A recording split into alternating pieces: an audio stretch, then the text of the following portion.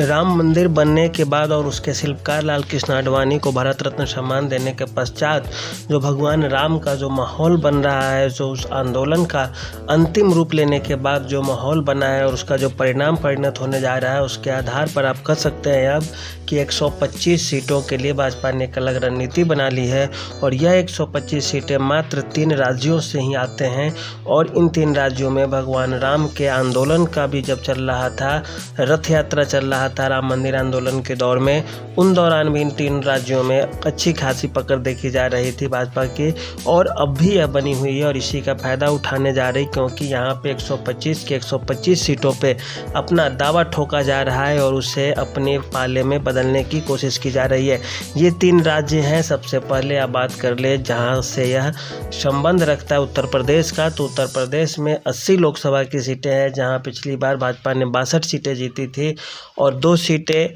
उनके सहयोगी संगठन के द्वारा जीता गया था। तो कुल मिलाकर देखें तो अब 64 सीटें थी, लेकिन इस बार 80 की 80 सीटें जीतने का प्लान बनाया जा रहा है, क्योंकि उस समय बसपा और सपा एक साथ लड़ पी थी, लेकिन फिर भी वे नहीं कुछ कर पाए थे। बसपा को 10 सीटें प्राप्त हुई थी, जबकि समाजवादी पार्टी को 5-6 सीटें प्राप्त हुई थी। और उसके बाद अब इस बार जो इस हवा और रुख का अपने पक्ष में बदलने की कोशिश की जा रही है, क्योंकि उत्तर प्रदेश के विधानसभा में जब भाजपा के विधायक उठते हैं कि प्रधानमंत्री मोदी और योगी को मंदिर निर्माण के लिए धन्यवाद दिया जाए, उस दौरान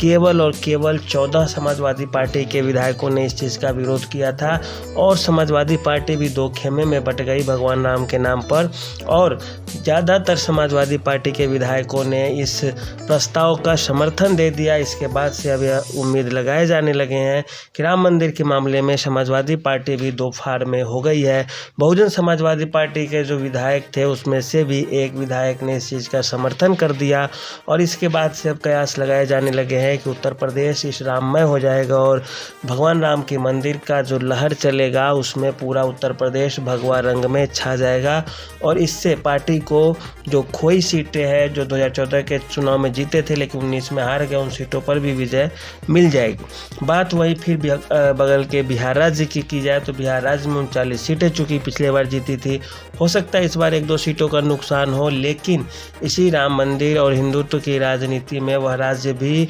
पार्ट लिया जाएगा और उस राज्य से भी बहुत ज़्यादा नुकसान होने की संभावना नहीं है, क्योंकि हवाओं का जो रुख होता है वो अपने साथ साथ खरपतवार को भी साथ ले जाता है और इसका फ़ायदा सीधे सीधे जो आगे चल रही हवाएं होती है उनको मिल जाती है कि बाकी के पीछे के उनके एक लड़ी सी लगी रहती जो उन्हें ताकत प्रदान करता है आगे बढ़ने के लिए। तीसरा बिहार उत्तर प्रदेश के बाद उत्तर भारत के बड़े राज्यों में बात की जाए तो उत्तराखंड आता है तीसरे नंबर पर और वहाँ पे 5 सीटें आती है। इस तरह से आप देखें तो 80 सीटें उत्तर प्रदेश की, 40 बिहार की और 5 उत्तराखंड की, जिसे देवभूमि भी कहा जाता है। वहाँ भी हिंदुत्व की राजनीति अच्छी खासी चलती है और पुष्कर सिंह धामी के नेतृत्व में वहाँ पे अच्छा खासा कार्य किया जा रहा है। और इसके बाद यूनिफॉर्म सिविल कोड लाने के बाद, जिसका बहुत खासा विरोध न हो सका वहाँ पे, इसके बाद से वे समझा जाने लगा है कि लोकसभा की चुनाव में भाजपा को टक्कर देने वाली कोई भी पार्टी वहाँ पे खरा नहीं उतरने वाली। और यह तीनों राज्य उत्तराखंड में 5 संसद की सीटें हैं, तो इस तरह से देखें तो 125 सीटें हो जाती है और इस 125 सीटों पे जो भी पार्टी बड़ा सेंधमारी कर लेगी, इसमें से 125 से कम 115 से 20 की सीटों को अपने कब्जे में कर लेती है, उसके खाते में सीधे सीधे दिल्ली की सत्ता आ जाएगी। और इस बार भारतीय जनता पार्टी काफ़ी सावधान मुद्रा में दिख रही है इन क्षेत्रों को लेकर, क्योंकि उत्तराखंड में पुष्कर सिंह धामी को नेतृत्व सौंप दिया गया है। बिहार में खुद केंद्रीय आला कमान भारतीय जनता पार्टी का नीतीश कुमार के सहयोग से चिराग पासवान, उपेंद्र कुशवाहा, जीतन राम मांझी जैसे छोटी छोटी पार्टियों को लेकर आगे बढ़ रही है, जिससे कि उसे सीटों के नुकसान का खामियाजा न भुगतना पड़े। उत्तर प्रदेश में योगी आदित्यनाथ अकेले ऐसा चेहरा है जिनके सामने न तो अखिलेश यादव समाजवादी पार्टी के टिकते हैं, न ही मायावती के बहुजन समाजवादी पार्टी टिकती है। ऐसी स्थिति में इसके साथ साथ इस हवा का जो रुख बदलेगा वो आगे की तरफ जाएगा। तो राजस्थान, मध्य प्रदेश, हरियाणा, उसके बाद दिल्ली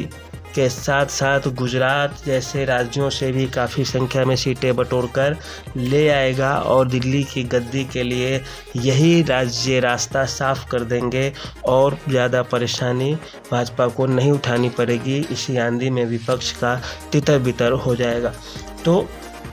उत्तर प्रदेश में 49 से ऊपर प्रतिशत में देखें तो भाजपा का कैडर वोट होता जा रहा है। नीतीश कुमार के मिलने से भाजपा में